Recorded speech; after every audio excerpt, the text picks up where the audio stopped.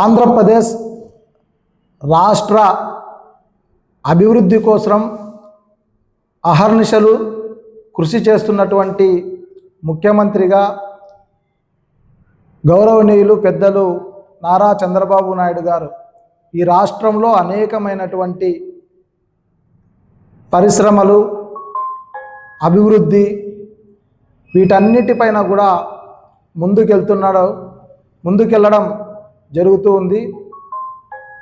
అదేవిధంగా అనంతపురం జిల్లా బిడ్డగా ఆర్థిక శాఖ మంత్రిగా ఉరవకొండ నియోజకవర్గ శాసనసభ్యులుగా ఎన్నికైన నాటి నుండి కూడా ఈ జిల్లా కరువును ఏ విధంగా దూరం చేయాలా, రాయలసీమను సస్యశ్యామలం చేయడానికి నీటి వనరుల లభ్యత, వాటి యొక్క సమస్యల పరిష్కారం కోసం హంద్రీనీవా కాలువల ద్వారా పంట పొలాలకు నీరు ఏ విధంగా ఇప్పించాలనేటువంటి ఆలోచనతో గౌరవ మంత్రివర్యులు పయ్యావుల కేశవన్న గారు అహర్నిశలు శ్రమిస్తున్నాడు.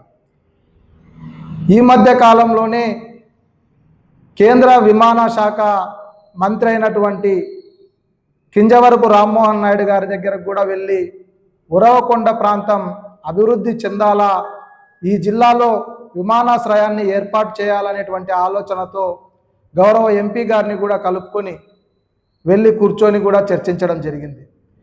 ఈ విధంగా కష్టపడుతూ పయ్యావుల కేశవ్ గారు ముందుకు పోతూ ఉంటే ఓర్వలేనటువంటి వైసీపీ నాయకులు ఈ జిల్లాలో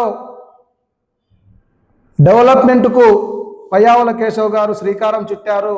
వారిపైన కూటమి ప్రభుత్వం పైన బురద జల్లాలనేటువంటి ఆలోచనతో మాజీ ఎమ్మెల్యే విశ్వేశ్వర్ రెడ్డి గారు తన యొక్క తోటి మాజీలందరినీ కూడా ప్రజాప్రతినిధులందరినీ కూడా కలుపుకొని బీసీ అనేటువంటి ఒక పదాన్ని అడ్డం పెట్టుకొని, యాక్చువల్గా బీసీల పార్టీ తెలుగుదేశం పార్టీ, అటువంటి తెలుగుదేశం పార్టీ పైన బీసీ అస్త్రాన్ని ఉపయోగించి ఒక అసత్యపు ప్రచారాన్ని తీసుకొని ముందుకు పోవాలనేటువంటి ఆలోచనతో ఇవాళ వారి యొక్క డ్రామా అందరికీ కూడా బహిర్గతమైంది.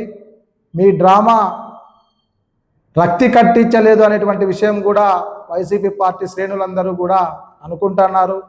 ఆంధ్రప్రదేశ్ ప్రజలు కూడా గమనిస్తున్నారు. బీసీలను ఏ విధంగా వంచారో ఆ పరిస్థితుల నుండి ఇప్పుడిప్పుడే బీసీలందరూ కూడా ఊపిరి పీల్చుకొని డెవలప్మెంట్కు ముందుకు సాగుతున్నారు. మళ్ళా గ్రామాలలో చిచ్చులు పెడుతూ అల్లర్లు రేపుతూ ఆంధ్రప్రదేశ్ ప్రజలు ప్రశాంతంగా ఉండకూడదు, ఈ రప్ప అనే సంస్కృతిని తీసుకొని రావాలనేటువంటి జగన్మోహన్ రెడ్డి యొక్క ఆలోచనలను మీరు ముందుకు తీసుకొని పోయేటువంటి క్రమంలో ఇటువంటి ఆరోపణలు, ఇటువంటి ధర్నాలు, ఇటువంటి రాస్తారోకోలు ఇవన్నీ కూడా ఈ సినిమా డ్రామా అనేది అటర్ ఫ్లాప్ అయింది. ఇప్పటికైనా మాజీలందరూ కూడా ప్రజల సమస్యల పట్ల, ఈ రాయలసీమ ప్రజల పట్ల, రాయలసీమ అభివృద్ధి పట్ల కూటమి ప్రభుత్వం చేస్తున్నటువంటి అభివృద్ధి పనులకు కలిసి రండి, వీలైతే కొన్ని సూచనలు చేయండి. అంతేగాని ప్రజలలో ఒక ఆందోళనకరమైనటువంటి ఆలోచనలతో ముందుకు పోతే మాత్రం ప్రజలు విశ్వసించరు. ఇప్పటికే మీ యొక్క నైతిక విలువలు కోల్పోయారని చెప్పేసి కూడా మేము తెలియజేస్తున్నాం.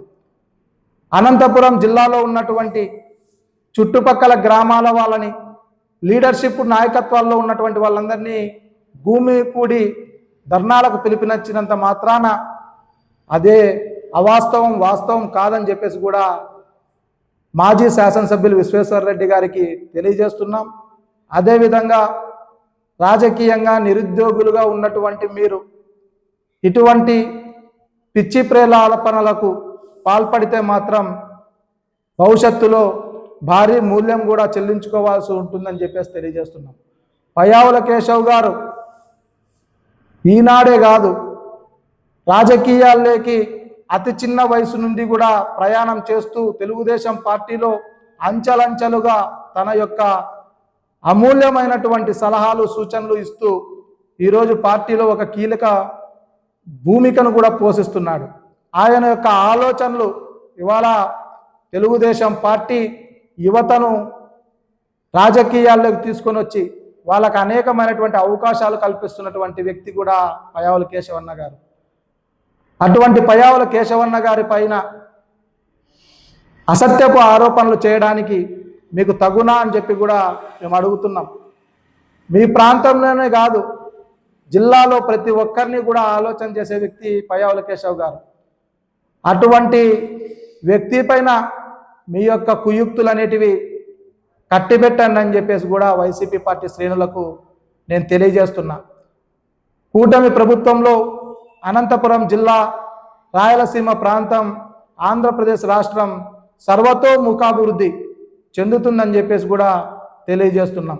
గౌరవ నరేంద్ర మోడీ గారి యొక్క ఆశీస్సులతో, పవన్ కళ్యాణ్ గారి యొక్క సహకారంతో, గౌరవ ముఖ్యమంత్రి వర్యులు నారా చంద్రబాబు నాయుడు గారు, మా యువ నాయకులు నారా లోకేష్ అన్న గారు అందరూ కూడా కలిసికట్టుగా రాయలసీమను ఒక రతనాల సీమగా చేసేందుకు ముందుకు సాగుతున్నారని చెప్పేసి తెలియజేస్తున్నాం.